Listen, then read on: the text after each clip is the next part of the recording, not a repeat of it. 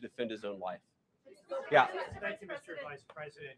What's your message, following up on that, what's your message to the leaders in Minnesota, the governor of Minnesota, the mayor of Minneapolis, to calm down the situation on the ground, on the streets? What's your message also to those protesters who saw that video in a completely different way than you saw that video? Well, first of all, I think if you watch every angle of that video, there is one angle where if you squint, you can maybe tell yourself that it's not clear what happened. But when you look at all angles of that video, it is very clear that her vehicle went right for the guy. She actually collided with him. And then that's, of course, when he fired his shots. That's obvious, okay? So what I'd say to the protesters is, by all means, protest peacefully, but make this about ideas. Make this about disagreement with our policy. Don't use your protest as a justification or an encouragement for people to go and incite violence and participate in violence against our law enforcement officials. To the people on the ground in Minneapolis, meaning the local officials in Minneapolis from Tim Walz on down, I'd say, look, why can't you just disagree with a given piece of immigration policy without turning law enforcement into the enemy? And think about, for example, a criminal law where a police officer goes and arrests somebody because they violated a criminal law. If you're mad about that, go and protest the politician who passed that law. Don't attack the police officer who's just doing their job. We had a wide open border under Joe Biden. I happen to think it's a good thing the President of the United States has closed it down. If you think that's a bad idea, criticize this administration for a policy decision. Don't attack our people for enforcing the law, because I guarantee you go to ICE, there are black people and white people. There are Democrats and Republicans. They are patriotic Americans who are trying to enforce the law. Attack me, lay off of our ICE agents. Yeah, in the blue, all the way, yeah. Yeah, thank you, Mr. Vice President. You've called on Tim Walz to resign. Can you lay out the case as to why he should step down? Well, look, I think Tim Walz should resign because it's very clear either that he knew about the fraud in Minneapolis, he knew about the welfare fraud, or at the very least, he looked the other way. I mean, this is not like Lex Luthor, right? This is not movie villain fraud. This is the lowest IQ possible fraud. This is, we're going to take the absence of kids and set up a daycare center where there are no children, and we're going to call our early childhood education center the Quality Learning Center. By the way, if you can't spell learning, maybe you shouldn't be in early childhood education. But people got rich off of this. We know that there were schools who either had no enrollment or at least they overstated their enrollment. Tim Walz, either it was Imagine being able to build anything just by thinking about it. Meet Base 44, a complete AI creation platform made for anyone with an idea. Having more of a limited scope. Well, it's going to be permanent until we get to the bottom of what's going on. So I think it's going to last for at least the remainder of the administration. What's different about it from a special counsel is, if you remember, the Jack Smith case where the special counsel was found unconstitutional, one of the big issues there is that that person was not an appointed person, completely aside from all the other issues that the person was a lunatic and that the case had no merit. There was a fundamental constitutional issue, which is that he had not been appointed by the president and he had not been confirmed by the United States Senate. An assistant attorney general, what that's going to allow us to do is appoint this person, have them confirmed by the Senate. That's one difference. The more substantive difference is that this person is going to be part of a very broad interagency White House that's being led from the President of the United States on down. And that's going to give them the resources, the access to material and information to make this person more effective. I think a lot of people have asked, how are you really going to get to the heart of the fraud? We've been asking ourselves that question for the past couple of months, and we think this is the critical piece at the Department of Justice to really ramp this fraud investigation into high gear. In the red tie, yeah. Vice President Vance, I wanted to ask, what's your message to far leftist agitators who feel emboldened to obstruct ICE activity in Minnesota and around the country? Well, I think they shouldn't feel emboldened because now they have an assistant attorney general who is going to prosecute and investigate their fraud and their violence more aggressively than it has ever been investigated in the United States of America. We are doing so much to try to find the financing networks and the domestic terrorism networks that legitimate this violence, that fund this violence, and that, of course, engage in the violence. These people should not feel emboldened because they have, for the first time, maybe in American history, an administration that is not going to tolerate political violence of any kind from anywhere. Yeah. We made clear today that the entire weight of the federal government is behind these ICE agents and this ICE agent in particular. There is still a federal investigation happening on the ground. Does that mean that they are not looking into this ICE agent at all? They are just focused on the woman who was in the car? What is the investigation if the federal government has already determined that its weight is behind this ICE investigation? So what do you mean when you say investigation? Do you mean investigation of the shooting yesterday or of the fraud that's happening in Minneapolis? Yesterday. Okay, look, DHS, as I understand it, has an investigation already ongoing. I know that other organs of our government are looking at this. So yes, there's certainly an investigation that's happening right now. But as part of the broader fraud investigation, a lot of what we're doing with the Department of Justice has already started. We've got over 1,500 subpoenas. We've got people this morning, actually, we're going door to door to actually knock on some of these fraudulent care centers, these fraudulent social services organizations to get to the bottom of what's going on there. So the investigation in some ways has already been ramping up into the anti-fraud element for at least a few weeks. What we're trying to do is supercharge it and make sure there's a designated person within the Department of Justice who completely controls that particular focus.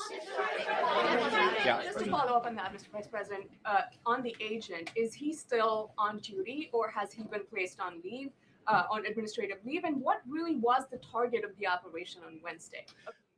ICE operation on Wednesday? Well, first of all, it was a legitimate law enforcement operation. We were going door to door to try to find criminal illegal aliens and deport them from the United States of America, because if you come to our country illegally in violation of our immigration laws, then we have the mandate, and in fact, we have the legal duty to enforce those immigration laws.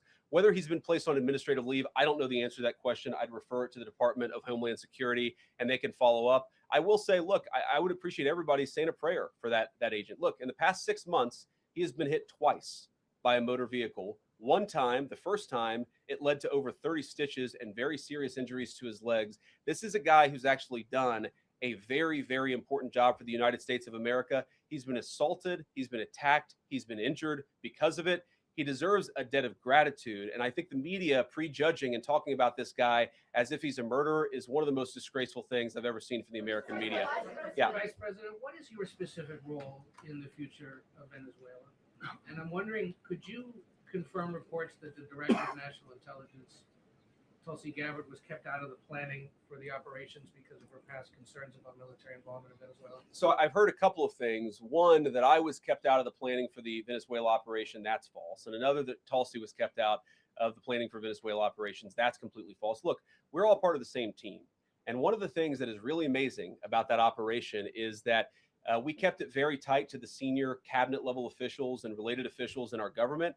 And we kept this operation secret for a very long time. I'm very proud of that. I think it suggests that the team works very well together. Well, looking ahead, what is my role? Look, my role is going to be whatever the president asks me to do. Well, every other day, I'm chairing the meeting that we do on this among White House principals to talk about next steps to try to ensure that Venezuela is stable. And as the president has directed us to do, to ensure that the new Venezuelan government actually listens to the United States and does what the United States needs it to do under our country's best interest. So I'm going to be as involved as the president wants me to be. So far, that's been very involved. And I'll keep on doing that so long as the president asks me to do it. The purple.